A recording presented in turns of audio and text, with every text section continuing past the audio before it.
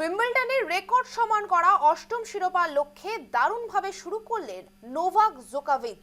সোমবার প্রথম রাউন্ডে তিনি চীনের ইউবিংকে 6-4, 5-7, 6-4, 6-4 ব্যবধানে হারায়।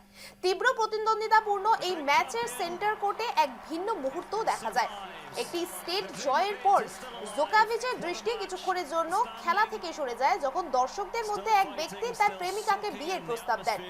এই দৃশ্যে সারা দিকে জোকোভিচ হাসি মুখে হৃদয়ের ইশারা ও থামস আপ দেখান এবং মজা করে বলেন, আমি বিয়েতে আমন্ত্রণ চাই, যা দর্শকদের মধ্যে উচ্ছ্বাস তৈরি করেছে।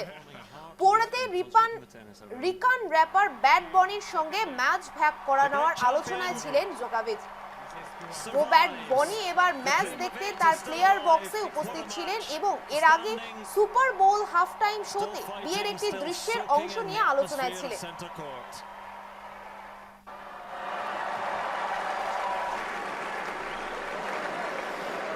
It was a heart he was making, so maybe that was for John. I think he was forming a heart with his finger. Concentrate on the tennis, everyone. Game, second match. The great champion survives. The dream of it is still alive.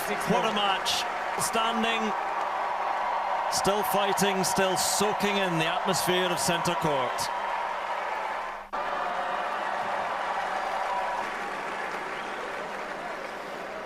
It was a heart he was making, so maybe that was for John. I think he was forming a heart with his